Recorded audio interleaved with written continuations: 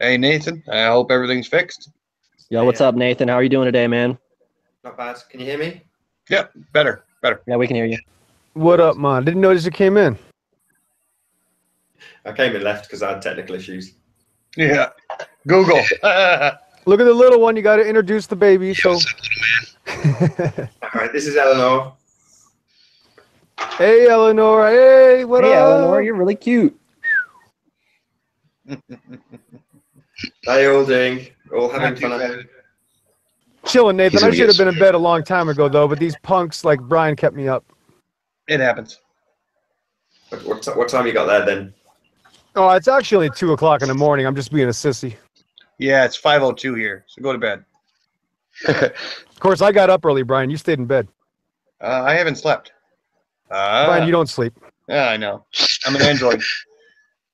So, hey, Nathan, what's going on with you since you made it all this way from England, bro? You got the floor. Well, the only thing that's on my mind was the ISS. So I watched a Russian video, and he was actually pointing out that Alex Jones had nicked some of his material.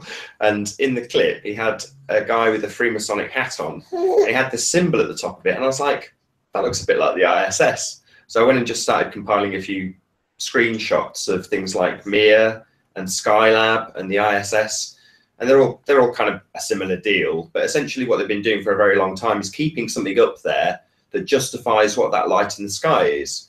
Now, the best footage I've seen of it is from Chris D, or Take Back Space. It used to be called CD channel, but now Take Back Space TV is the YouTube channel. And he's done a live capture, and I'm prepared to say yes, that's absolutely what it would look like. I've never actually seen it. I know a few people in the flat Earth community like Jaron have actually seen it.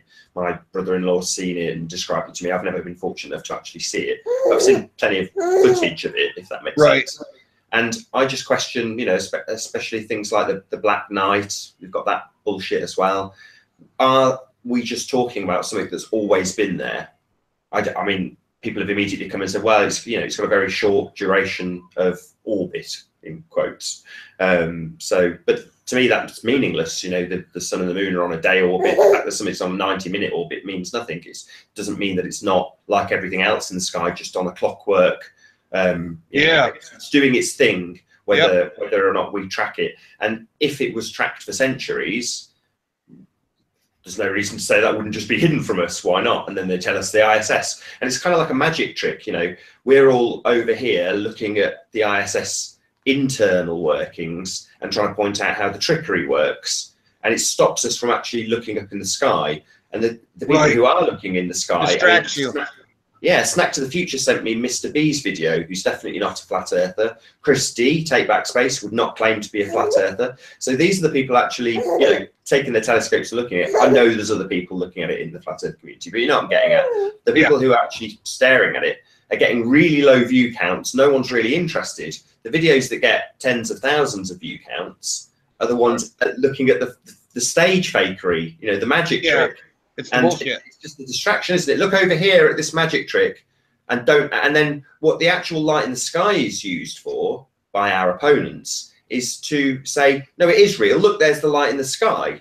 So it sort of pushes flat earthers away from really close scrutiny of that light in the sky, and instead, the thing we're sort of almost instructed to scrutinize is the NASA footage. And I think we shouldn't go around. We should just ignore the NASA footage and say, obviously, they've lied to us. I mean, that was why I jumped in, actually, because you were talking about the dome, and then I could kind of hear where the conversation was going, although I got lost in technical difficulties. Right. It seemed to me like you were using bits of NASA stuff, and I could have swore I heard somebody quote something from MIT as well.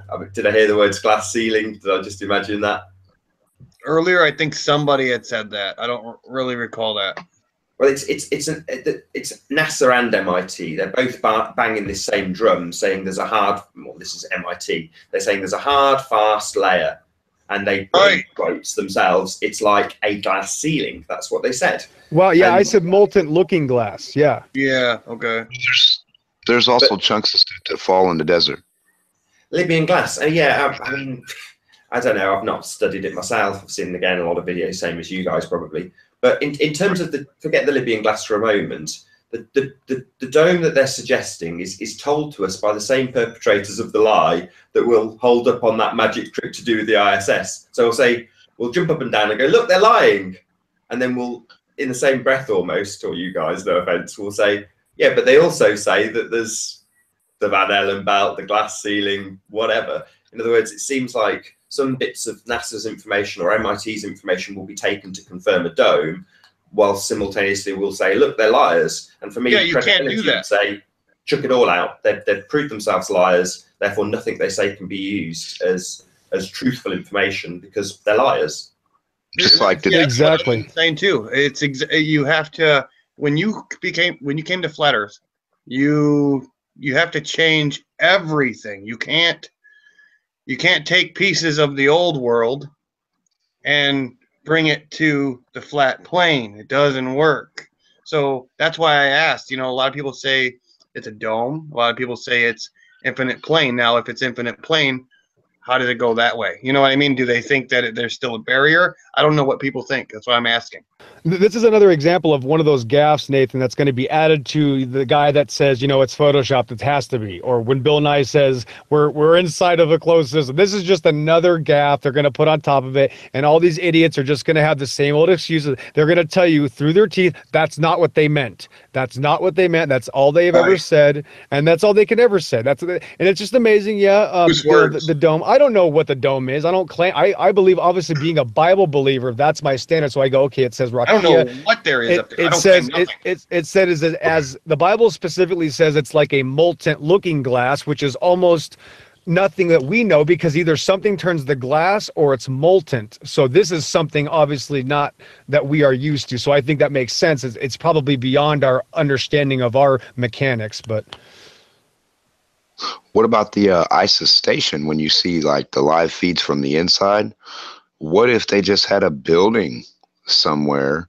and the whole inside the building is a vacuum, and or that section, and they have a ISIS set up inside of it, a little ISIS thing set up inside of it, and they go, anything they do in there really is no gravity, and they can spin around and stuff. That would explain, they wouldn't have to use wires or anything. Just put it in a building. But they do definitely use. I mean, I studied performing arts at college. They are definitely using trapeze. That's what they're doing. Well, here's the other interesting thing too that about this thing. Let me just say this real quick, Brian. The other interesting thing is that what you're saying is, though, like you're saying, look over here, not this, but all of these, internet space hero, space monkeys, that every single one of them is claiming they've done that one, the one they won't watch. They're all claiming they've used their telescopes. They're all claiming, and then when you bring it up, oh, we're not going to look at that because they're all liars. It's hilarious. They've all made that claim and then they ignore it. It would take one person to record something like that to actually have an argument. They can't do it. Well, yeah, he said it's done with trapeze wires, but even if the just to full of without green screen or anything, they could just have it in the little ISIS station replica in a building in vacuum controlled, and when they go in there, because it seems like there's a vacuum on when they're in there in certain parts, like sucking stuff up, like sucking the oxygen out on purpose, like at a certain rate, so to where they might have. They did build that thing, whatever it was, a big, huge building that sucks out the oxygen and all that and creates a vacuum. Problem is, they can't work in it. It's too dangerous. So right there, that tells you that if they can't work in it here, what makes you think they can work in it there? Why would they train their people in a pool? And, because the thing that they're supposed to be training in is too dangerous. Why? How about this? Brian, what about this? How about they just show us a rocket on working in a vacuum? Because that would help them. So they need so much help. It would make this so much more interesting, Nathan, if we could start helping these people have arguments. I'd love to see a rocket work in a vacuum, because then they'd actually have something to say. It'd be a wonderful. I'd buy them a cake. I'll buy those spherical idiots in the chat right now a cake. If we could just show a rocket working in a vacuum. It's a lot of work, isn't it, Nathan? Yeah, I know, Chief. Go, Eleanor, go, Eleanor.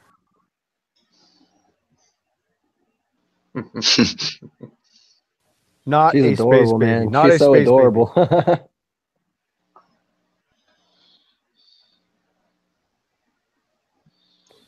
I Hey, think, but Nathan, I isn't wanted she to the ask youngest Nathan a flat earther in question. history? Didn't you claim that?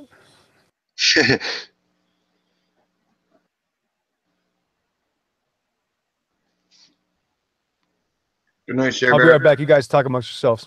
All right. All right, man. I think he. So, God so I don't know if Nathan is still listening, but if somebody else could maybe, I was trying to understand. So he's saying that he thinks that the ISS maybe is something that's always been in the sky, or what they say the ISS is. Yeah, Yeah, basically that's what I'm saying. Yeah. Okay, yeah, that makes sense. Okay.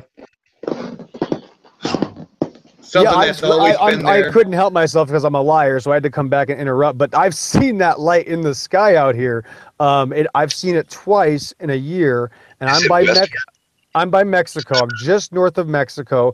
And I've stood next to somebody who was, look at that satellite, and I would tell that's not a satellite. It's clearly going about 800 miles an hour, and it's no higher than 50,000 feet though. The thing's right there. It's not like it's high. It looks like it's just a high flying plane. I'm just not impressed. And people think that's 17,000 miles an hour. Come on, you can't be that stupid. I've argued with people on military bases watching these things, going, "Come on, let's wake up now." Yeah, they're absolutely not what they say they are. They're just not. I live in Florida, so I mean, we do have a lot of cloud cover. But there's some nights where it's crystal clear, and yeah, even sometimes here you can see the little lights with your naked eye just going across the sky, and you could say sure. I guess people who say, oh, that's a satellite, they could correlate it to a satellite, but for me, it's just a light in the sky, just like every other light in the sky. They're just lights.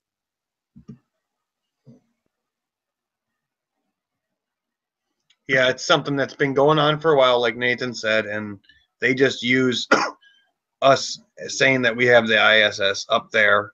So then, we made a mock-up look alike, everything. That's very plausible, very plausible. Because they've been saying for years about stuff floating around up there. You know what I mean? Did you guys see the video that GeoShifter just did yesterday? No, I haven't. It's an interesting one. Whenever I want to giggle about anything NASA related, fakery wise, I just go back in time and look at some of the older stuff, usually moon landing, if you want a real good laugh. But Right. what GeoShifter did was found one of the shuttle launches, and I think it was I don't know the exact date without looking at it right now. I'm a bit frazzled. But anyway, the point being that it showed that they were using models back then. It was obviously pre-green screen and layering technology. And I see some of that, yeah. They just did it like Thunderbirds. So they literally had little models like, I don't know who it was that just said this a second ago, but, like they've got a little room that's darkened with a model in like Red Dwarf or Thunderbirds or any of these TV shows. And while they were filming it, there's obviously a guy in the background. It's obviously he's a technician because he's completely dressed in black, and it's a really black set. But it gets caught, and then they've tried to edit it out really badly with really limited technology. But there's blatantly a guy, and he's about, let's just see, it would make the model probably about 6 or 7 feet long of the shuttle, because the guy stood next to it, and you're like, what a joke. It looks so obvious. But today, I just don't think it's necessary. The internal shots they do with the parabolic flights, and some of them they do in just pure green screen. Some of them they do on trapeze. They've got enough technology these days. I'd be really interested to see what they show. Jaren's going to sort of debut this on NASA's behalf of the flat Earth community tonight. But we've got the 4K feed, and in my experience, filming in 4K, when you film anything in 4K, it makes the errors much more obvious. If you've got a low resolution shot, if you're filming in standard definition or even high definition 1080, if you've got something in the background like a teacup out of place, it's more difficult to see because there's less pixels to make it out. Whereas the higher the resolution, the more obvious the fakery will be, in my view. I just think it'll be easier to spot if the resolution's higher. So yeah, it'll be interesting to see how they get on now they're presenting it in 4K. Certainly with newscasters, all you see is more wrinkles. Okay, right on. Yeah, it will make the image a lot sharper. Make it so we can point things out. Yeah, but back to why bother? That's probably where they just want us to look anyway. They're probably directing us to look at this crap. Wouldn't surprise me at all. Would not surprise me. Nathan, do you even think that the map? Okay, on one of my other images, I got one of those, the round flat Earth, one of the flat Earth maps that we run off of. You know, me looking into maps being the wrong sizes, the wrong this, wrong that, I'm almost to the point where I can't even trust that it's what we think. You know, what we almost think we're running off of. I almost think it's totally different than that. I mean, bad. I mean, it's got to be bad, you know? Yeah, I mean, that's the main thing they've used to deceive us, I would say. So obviously the globe. We can't run off that. Yeah, we can't. Yeah, that's our, it's not even a map. You know, who uses a globe for navigation? Nobody. It's not used. But the maps themselves are very highly controlled. If you speak to people who've been out in the Navy, they all say the same thing. They get divvied out very small pieces of information about the areas that they're traveling in, and that's it. There is a map. There's a flat Earth map that's kept on a database that's all-encompassing, has every bit of information about our world on it, but it's not formed into a map. It's a database, and the maps that are given out to the people who use it, they're given in very small chunks. But if you were to just take every bit of information that every sailor had given to him, or everybody in the Navy, put together like a puzzle. You'd have, you could put it together as a puzzle, and you'd have a flat Earth map. The actual projections we're given, none of them are real. We don't have the common man has no map. Absolutely, without question, there are no working maps. None of them are real. They're all created by the same elite to deceive us. They're all doing the same purpose. They're all serving the same job. Yeah, because I got in an argument with some flat earthers that they were trying to state that they're basing their beliefs off a map that we already know is not correct. So it's like, you guys woke up this far, and now all of a sudden you're hitting that stumbling block that you should have already leaped over. You know what I mean? It's well, I agree with Nathan.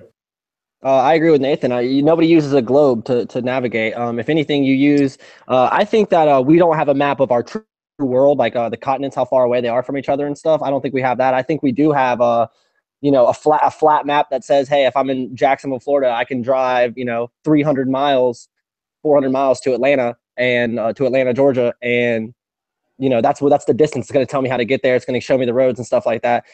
It's a flat map, though. You know what I mean? You look at the map, you're not looking at a globe, you're looking at a flat map. You look at the USA in a book, you're looking at a flat picture of the USA. It's not showing you any sort of curvature. It's not showing you any sort of bend, which should be calculated. It would definitely have a I forget the word for it, but it would have an effect. I don't know how I forgot that word. It would have an effect on our navigation. The curvature of the Earth would absolutely have an effect on it. Look at this guy in the chat talking about telescopes. Oh, you want to say something, Nathan? Go ahead. No, I was just going to say that the Ordnance Survey maps that we get, or certainly the Ordnance Survey maps that I've used here in the UK, are extremely accurate, but they're just so small. They're just such a tiny little area. Yeah, you don't have all the pieces. But again, let's look at what happened earlier. Flat Earth dude, I don't know if you were here. We had a guy in here about 5 hours ago. His name was Tom. Oh, my dear Lord Almighty. Brian is my witness. This guy was so crazy. He kept asking, well, why don't you flat Earth people have a map that we can use? I'm like, bro, the entire world runs on flat Earth maps. And he literally asked again, well, how come you guys don't have a map? It's like, bro, he kept asking. It's like, dude, we are the only map. You're the one who doesn't have a map. Why don't you show me how it works on a globe? Like, this has nothing to do with evidence. People are out of their minds. They will literally ask you the same question. You'll answer it. And then 5 minutes later, well, you guys just don't have a map. I mean, it has nothing to do with evidence. People are just lost in the sauce. You know why that is, though, don't you? That's because of Tiger Dan. So Tiger Dan, very subscribed to Flat Earth channel. Lots of flat earthers and non-flat earthers subscribe to him. And he postulates that no map, no flat Earth. That's what he says. He says it's a linchpin argument. Total crap. The Earth having no curvature has got sod all to do with any map. Right. It's a psychosis. And look at this guy. I want to say something about this guy in the chat. This guy in the chat's telling people, oh, no, most telescopes don't have those digital things. Right. Well, that's funny. You're telling me that you can see these things, but for some reason, the Lucifer Observatory 50 miles away from here can't do any of this. But you, the internet hero, can do it with your Walmart telescope that you spent $200 on. Why don't you call the Lucifer Observatory and get your Nobel Peace Prize? You can save them $5 trillion. Hey, Pillbox, last week I had some guy telling me that he took his telescope and looked, and he could still see the moon buggies and everything on the moon. He could see the reflector, the whole 9 yards. I'm like, really? Show it to me. God. Bro, Hey, that's an interesting one. That was one of the first things I did. So I came to Flat Earth, and like everybody, you don't have hardly any answers when you start declaring what you've discovered. You find that you've got lots of things you need to find out. And one guy challenged me and said that he'd been to an observatory in Cornwall in the UK called Goonhilly Observatory. And at Goonhilly Observatory, he had seen through the telescope, this is his words on Facebook, friend of a friend, said he had seen the lunar rover. And I went, nah, no way. I went, okay, well, where did you see it? And he told me Goonhilly. So I got in touch. So I contact Goonhilly and start asking them about their equipment and what they've got. And they're getting back in touch and said, oh, no, there's absolutely no way you could see the lunar rover from Goonhilly. We just don't have, not only do we not have the optical resolution to do it. Nobody does. Not only does nobody have it on Earth, Hubble, if you were to turn Hubble around, it's got, I think it's 0.005 is the angular resolution of the Hubble telescope.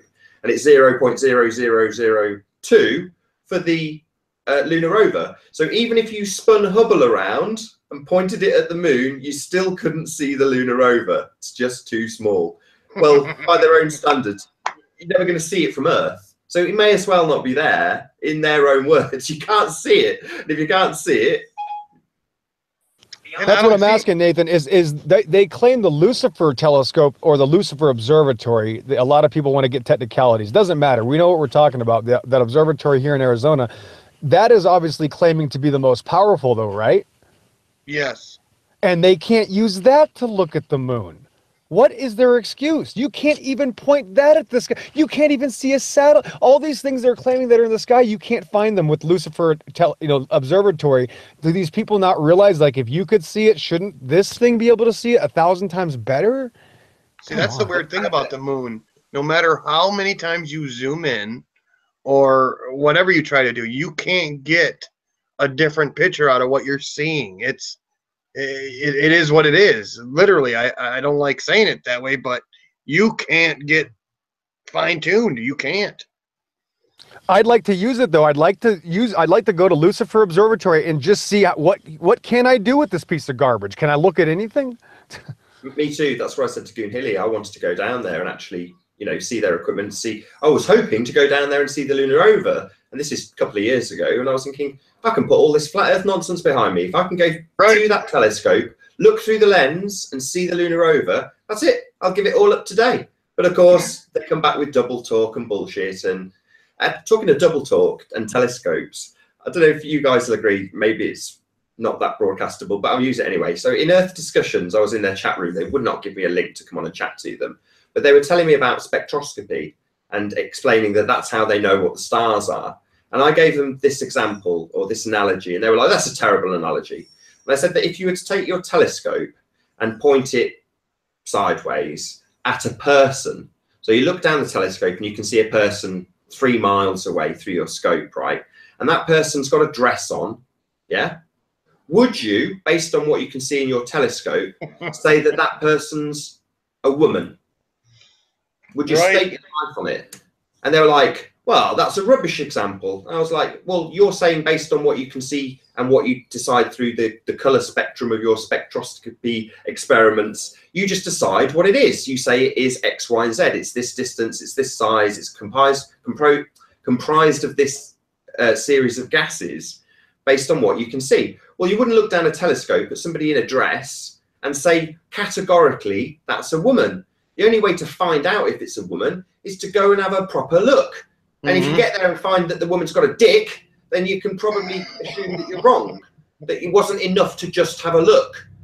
Now, they said that was a terrible example. I would say it's a priceless example, because looking down the telescope at a woman, you wouldn't stake your life that that's a woman. You just wouldn't do it. But they're prepared to do that with the stars. They say, well, we're looking at them, and based on that, we know exactly what they are. It's like, no, it's not. That's not enough. You need to do more than just look. You need to touch. You need to smell. You need to taste. You need to do all the other things that are involved with experimentation, not just look. But for them, spectroscopy is the answer. That tells them what it is. Yep. Well, they claim they know what the sun is all the way through, even though they haven't been there. Yeah, they know what it's. Well, it's. They don't know how it works. Story. It's important they know what's at the center, because the death of a star gives us the fundamental makeup of our Earth. So, right. You know what is comprised on Earth. The only reason we have gold here is because a star died, it imploded. Right. That caused a reaction that created the heavier elements. Those heavier elements were spewed out into space and eventually hit Earth in a collision with asteroids and fire. They became molten and then became part of the ground, and now we can mine them. But essentially, the story is that when we mine gold, it's just a dead star. It's just like, what? Nah, come on. No, it's crazy. It's crazy how people have been thinking of how things are for years. Well, theories. And now they've turned them into facts without any facts. It's messed up. Everybody else fall asleep like your little one? Well, they've admitted, Brian, I got the textbook right here, page 619, my college evolution textbooks. It says right here, refuting creationist arguments. Isn't that an interesting page? This is my favorite page in the science book, refuting creationist arguments. It says right here, number 2, when creationist asks that science doesn't have the evidence for evolution, the evolutionist book literally says in science there are no true facts. Right. That's exactly what it is. That's how psychotic these people are, and they're telling you through their teeth, telling you they have all this information, and then I'll read that to them, and then they'll go, "Oh yeah, that's true." Oh my God, it is so. That gets worse. They also tell you about something called the half-life of facts. You ever heard this? Whoa! No! I know. I've never heard that, Nathan. I know what a half-life is. I've never heard the half-life of facts. Oh my goodness. Yeah, so they detailed this for the British public on a show called QI, and they used their own show as the example to explain to the audience what a half-life of a fact was. So they said the show QI, or quite interesting, it started, I don't know, 15, maybe even more years ago at letter A, and then they do an entire series on the letter A, and then the next series is on B, and so on and so forth. Don't even know what letter they're on now. I don't watch TV anymore. But anyway, they get up to M, and they're talking about the moon. And they asked the audience something like, how many moons do we have? And they get answers like 1, 3, 5, 7. And all of these answers are wrong. And they say, NASA tells us that there are actually 1,500 moons around Earth. That's what they said. And then they explained that in the first series, one of the panelists gets the answer wrong and says that there's 5 when there's actually 3, because that's how many NASA said there was back then. He then goes on to explain that over a given period, anything that is defined as a fact, and again, another panelist, Joe Grand, pointed out what you did, there is no such thing as a fact. But anyway, their example was to say that over a given time, the amount of information presented as fact will eventually reduce to 0. In other words, there's no such thing as a fact. But they said that something like 60%, most statistics being made up on the spot, but a percentage of the facts they had in this first series were now completely incorrect based on new discoveries. And that's, double speak for saying, we can tell you whatever we like, demand that you accept it, call you a retard if you don't, but then tomorrow tell you something totally different. Yeah, does that mean that the word fact doesn't mean it's a fact? I mean, you know what I mean? Really, when you think about it. Yeah, I used that in Yes's chat room the other day. Fact, there is no such thing as a fact. Right? Scary. We are in scary times. They've never held a baby, Nathan. There's no way they've ever held a baby to make that claim. Do you really think it's scary times, though? I hope this doesn't come onto an argument about religion. No, you know what? I think, no, I don't really mean that literally. I think it's just so amazing how stupid people are. It's just so profound how it's not a debate. You already know what they're going to say before you talk to them, Nathan. You already know what they're thinking. You've already, once you talk to one robot, you know what the rest of them are going to say. It's just so pathetic. There is no intelligent conversation about. When's the last time you saw an intelligent conversation? Flat Earth math? I mean, that's the best they can offer, and he's a complete joke. He's a complete liar. Like I said before, November 17th, 2016 was the first time he ever heard of Richard Byrd, and he was already harassing us for 9 months straight. He had no idea who Admiral Richard Byrd was till November 17th last year. That's why I can't forget that date. He had no idea. That's how stupid these people are. Admiral Byrd. Interesting. So I see Admiral Byrd as the same as the stuff I was talking about earlier with NASA. So I was saying you can't really hold what MIT or NASA say about the dome to any credit because they've been discredited. But Admiral Byrd, I view that the same. So do you take the stories of Admiral Byrd to be true? No, I think he's lying.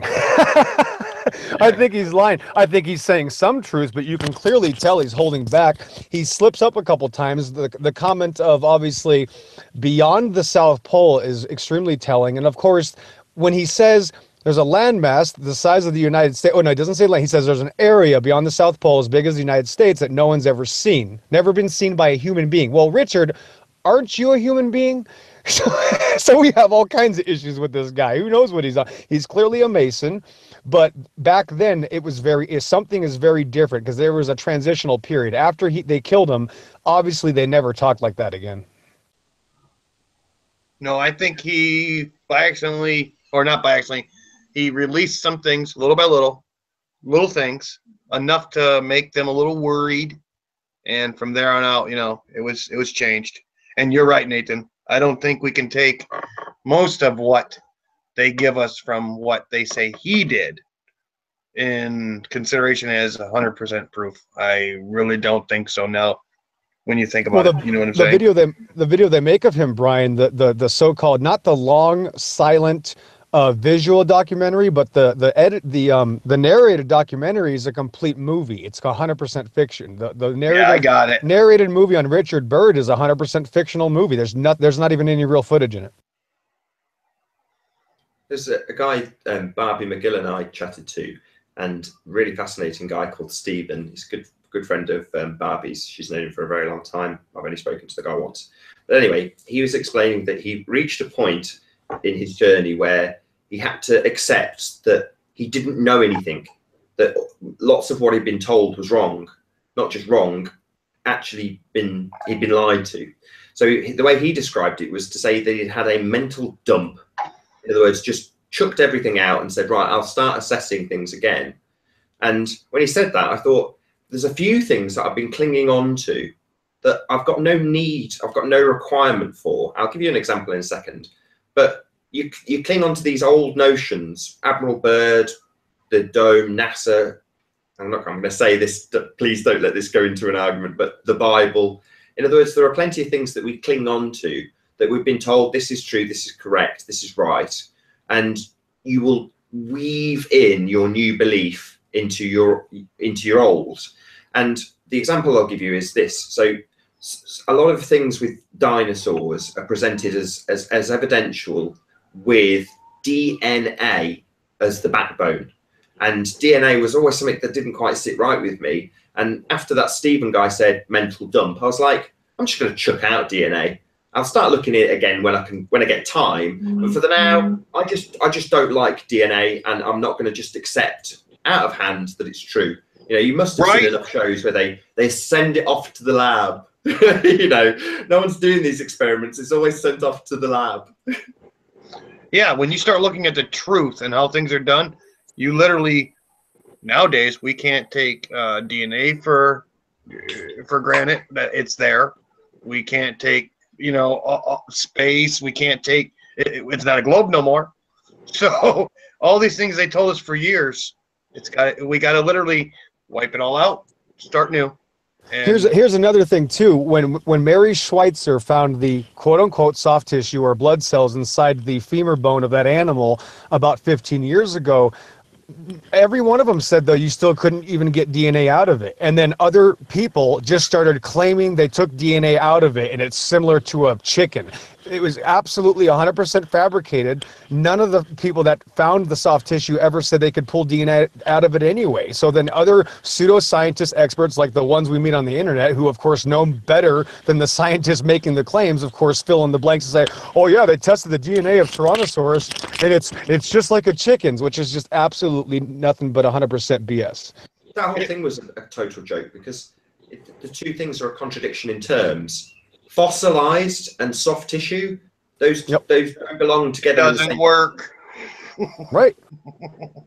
It's not fully fossilized. That's clear. Is that it's partially fossilized. It's very rare for them to break these bones open. I guess they broke this bone open because, of course, the amount of rock around it was too heavy to lift out of there. So they broke the bone open. So Mary Schweitzer says, "Well, I had the opportunity to take samples out of the middle of the bone." And the reason we know this is real science, Nathan, is because it completely went against everything they were trying to claim. That's how you know when it's real science. When they screw up like that and bring forth information that goes against their entire paradigm, and they have to come up with pages and pages of lies to justify it, that's how you know what a real scientific find is. Right, yeah, these things are going to come out by accident. I mean, maybe the same is true with Admiral Byrd. You know, he's in a human-to-human situation in that interview. So it's very possible that he would let things slip just because he's a human, and that's how people operate. So even though he's got a narrative, he's got his rulers that are telling him what to say, it doesn't necessarily mean that he's not going to accidentally let slip certain bits of information he should have, exactly, just because he's being chit-chatty. Right, and the reason you're 100% right is because back then, he was a real person who actually did this. Nowadays, there's no such thing as an admiral or a general doing anything like that, and they wouldn't do that nowadays. Back then, this guy was the man. He was the one that did put 15 years into it, so he's pretty excited about his work. So as his ego is flourishing in that conversation, he can't help but to slip, and he's earned it. You got to give him that. He's been there, done that. So if anybody has a right to say something, it's him. And of course, he's lying, but there are some truths there. Yeah, you'd think the same would go for the original moon landers, that they'd want to shout it from the rooftops, that they'd be so proud of their achievements. You certainly wouldn't think that Neil Armstrong would just go underground and very rarely what did he do, 3 interviews? Yeah, it looks like someone shot his dog on his birthday. Yep. Unreal. But yeah, you wouldn't expect him to be depressed or alcoholic or, you know, reclusive. None of those things are conducive for somebody who's achieved, what do they call it, man's greatest achievement. Exactly, and that's a great compare. I never compared that. That's absolutely a perfect comparison. Look at Admiral Byrd, talk about his deal. Now let's look at these people talk about theirs. Yeah. Yeah, they would have been a lot more excited coming back from the moon than they were. Think about Brian, just to survive it, just to survive. That's it. You're the happiest, greatest person that's ever lived. Yeah, I asked NASA about that as well. So while I was in the midst of trying to pick apart the doublespeak of NASA, you know, now I'm saying just ignore it all, but back then I was still well into it. And I got in touch with them and said, well, how did they get through the Van Allen belts? And their reply was to say that they got very lucky. That was actually their answer. Very lucky. They were very lucky not to have electrical problems and death. That's a fact. Yeah, but you're very lucky. You think of people who've survived a car crash and they're elated to be alive afterwards. You think of, like you say, Admiral Byrd and his adventures. Moon landings, they're totally nonchalant. You know, they're almost depressed in the first interview. Yeah, I wish Philip in the chat would give us his explanation about those astronauts and their dead dog faces. Look at the guys from SpaceX. So they managed to get their penis rocket to land on a barge, and they're jumping for joy. None of them are on board. They're just at the control center, you know, watching all of the ratings equipment, Nielsen ratings. But that's what they're doing, and they're jumping up and down, and they're absolutely over the moon. Excuse the pun. They've got their rocket to land. Moon landing, Yeah, yeah. Right, Nonsense. right. Short answers.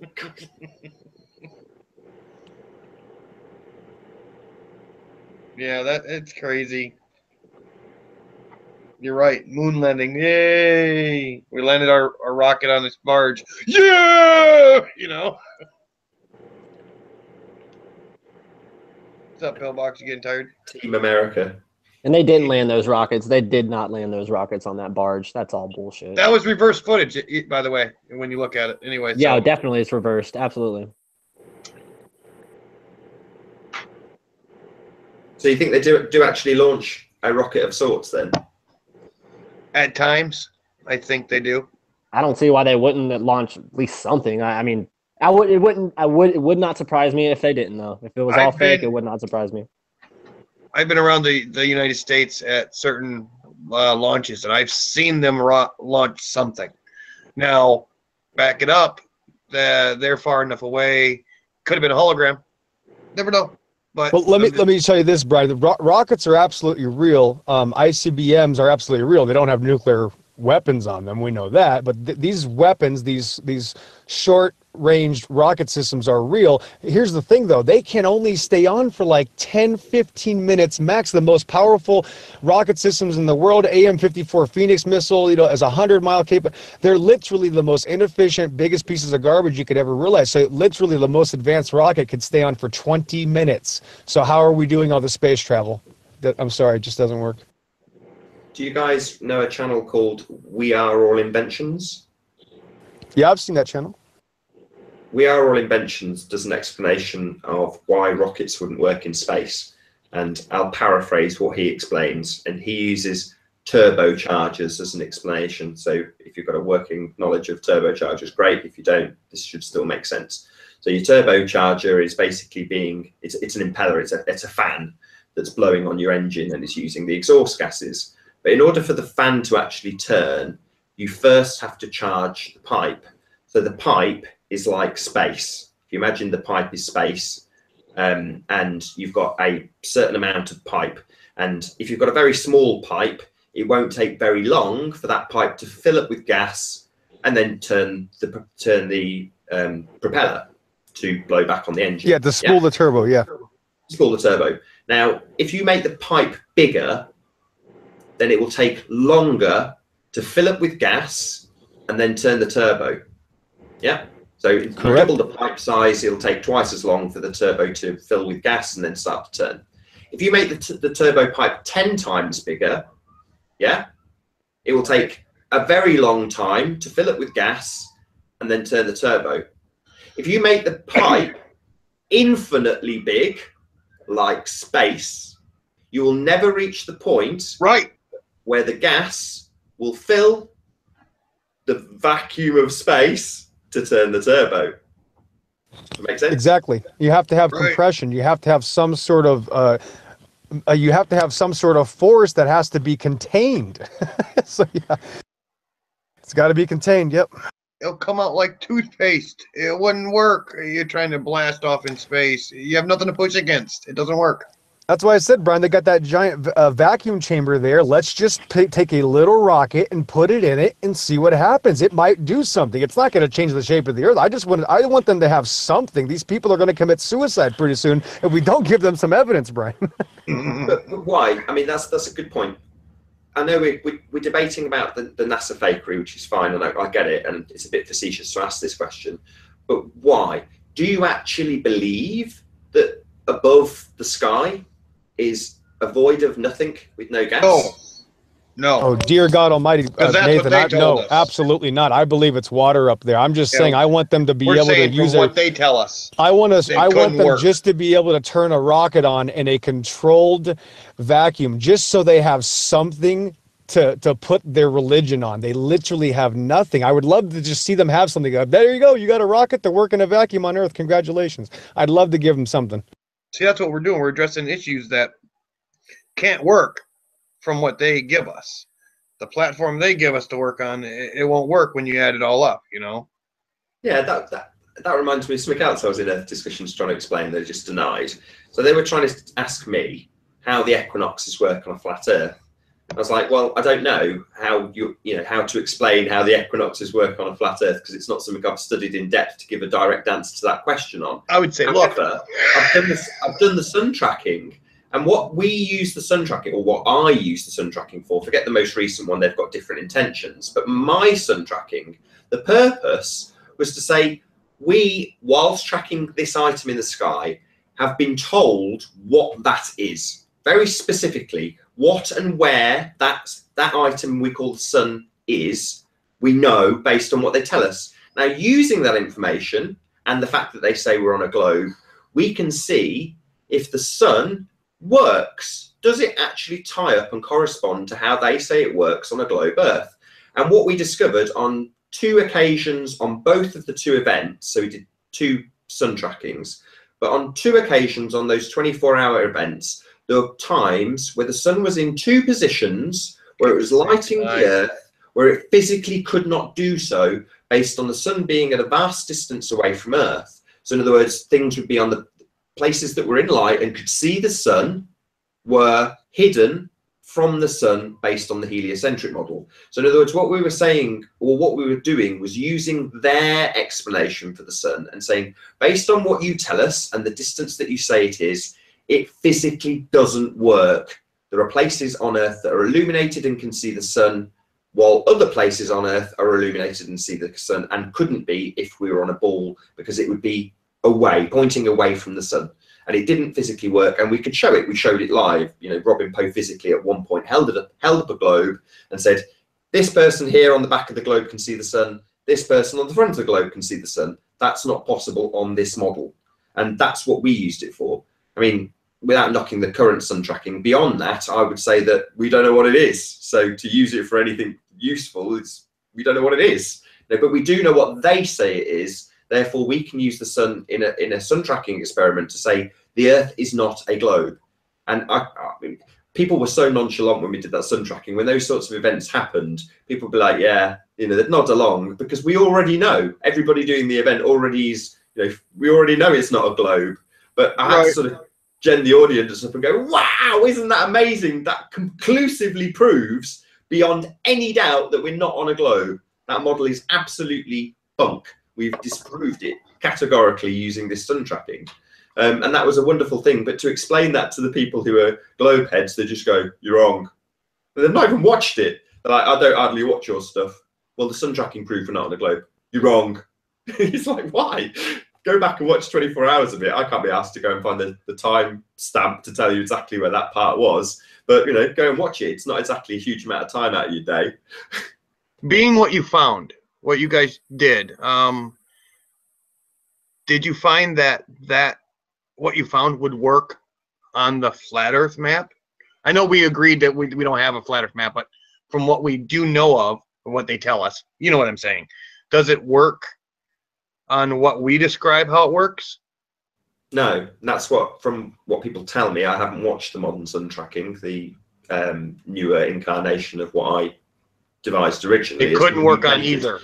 Well, it's changed into something else, and we said earlier we have no working maps. So to say we will use this item in the sky that we have no idea what it is, or no idea where it is, and no idea how high it is, to confirm this false model, this false map, this azimuthal equidistant projection, to me is absolutely bonkers. It just seems like a total waste of time. You know, I haven't gone and trolled the sun tracking and said, what are you doing? You're wasting your time. More power to them. You know, the more experiments like these we do, the better. You can only try, in other words. But that wasn't my purpose in doing the sun tracking. My intentions were to debunk the globe, because we can say, yes, the sun is, in quotes, this, because that's what they tell us it is. And we can say, based on them telling us that it's X amount of miles and X distance away and X size, we can say that it doesn't work on a globe. But to use it beyond that, it's like, I don't know what it is. I genuinely don't know what the sun is or where it is. So it's not that useful for plotting out the ground below us, in my view. Hold on. Now, the information you found, can you somehow reverse that and try to... You guys, we all know where we were at the time. Can you take that and kind of... Because I don't know what information you guys got, but I'm saying, can you kind of somehow reverse that and maybe figure out something about what we're on? Is there anything? Well, he said he did, Brian. Yeah, he said it's not a globe. We're in a flat Earth. No. He figured out that it wouldn't work for there and it wouldn't work for there. So I'm wondering if he ever experimented on finding out what it might work on. Like, you know what I mean? Trying to put together a puzzle that it would work. I see what you're saying. I mean, yeah, the whole time we used the AE map to track it as well. So we were using both models. We were using the AE map and the globe to see what the sun was doing. So yeah, I kind of see what you're saying, but it's back to the same old point. I don't think so is my honest answer. Gotcha. You know, figuring out what it is and where it is would come first before you use it to track things. But I think, Nathan, I think focusing on models is a problem because I don't need a model to see my Earth. You know, when I was first approached with this stuff 2 years ago, Nathan, I absolutely was not interested in anything except looking at the Earth to determine that. And I think these people get so caught up in these models. It's like, that's the point. We don't need a model because we know the reality. People who don't know the reality, they're the ones that need the model. So I think so many people just got it backwards. This entire term model, there's no need for it. I don't need a model. I live on a flat Earth. I'm actually on the flat Earth. Why would I need a model? I mean, I can use a general. I can use Polaris. I mean, I don't need a model. I mean, I did build a sundial in my backyard. That's not a model though. That just shows me where the stars, how they rotate around me, where the sun, moon is. How do I get solar noon? That's all that does. And I can say I can track things with it, but it's not a model. You know what I mean? So this whole model thing is just another big stick in the eye because it's completely irrelevant. No, do you think Eleanor, when she's 4 years old, has to understand a model to understand the flat Earth? I mean, that's insane. You don't need that. And it's like, that's like saying, how do these people know that what they were doing? If they didn't have a model for 5,000 years, they didn't know what they were doing. Well, that they seem to be doing just fine and getting around the ocean just fine using that azimuthal projection. But that's not what I couldn't imagine them saying, like, this is our model. No, I think that the Earth is the Earth and this is how we traverse the Earth. Yes, the map is not the terrain. But in terms of Eleanor, she doesn't need to know the model, but they still tell her. So I've got my old iPad has now been inherited by her to watch kids shows on, you know, when I'm tearing my hair out and can't entertain her anymore with toys. Yep. But I'll stick the iPad on and it's got YouTube Kids or whatever. And I was just listening, you know, this usual Pat a Cake and Three Blind Mice and all that sort of stuff. Then there's the heliocentric song. I'm like, what am I listening to? And it's, you know, basically telling babies about the planets and about that the sun is at the center. That was what the song was about, telling them where the planets were in relation to the sun, making it absolutely clear that the sun is at the middle. That was in the song as fact. And as we all now, you know, will obviously say, the sun is not at the middle. That's absolute nonsense. But that's what my daughter's being showed on YouTube Kids. That's what she's trained for. I mean, we say this like it's something, a revelation. Everybody's been saying this for ages. Right. We're programmed with the heliocentric belief from birth. But you can say those words and you can understand those words, but it's only when you see it happening that it sent me cold. It really did send me cold because you're suddenly so aware of how dangerous that is. That simple idea, the sun is at the middle, we travel around it. You tell that to a baby, they're not going to process that. It just becomes part of their cognition. That's just their model from then on. Wow, the next one will be the Great Attractor children's song. Yeah, I think the Great Attractor could be their undoing. Yeah, that's amazing too. And you turn your back like that and you see something, it's almost like a shock to your system. Like, wow, I didn't expect that. Like, you know, blindsided. All right, here we go. Wow. Yep. I mean, it's strange times for sure, Nathan. You know, I don't have the answers. I mean, I know very little, obviously. However, I don't think I could imagine it not ending, you know, soon or in the next 50 years. I can't imagine this ridiculous, disgusting, you know, way of thinking with these people and all this. Something has to change, obviously. Something has to obviously convert, evolve, make a difference, get out of the way. A giant lynching of the governments, which I don't think people can save this. I don't think it's something that we can really do to these world powers to make this go away. I mean, I think it's far beyond that point. So I guess what we're looking at here on the screen is what Iron FE. He took some data. I don't know what this is. I don't know if he can explain it from the chat. Did you guys see what he did before? Why don't you ask him to join? Ask him if he wants to join, and maybe he can explain it, because I'm not going to read it.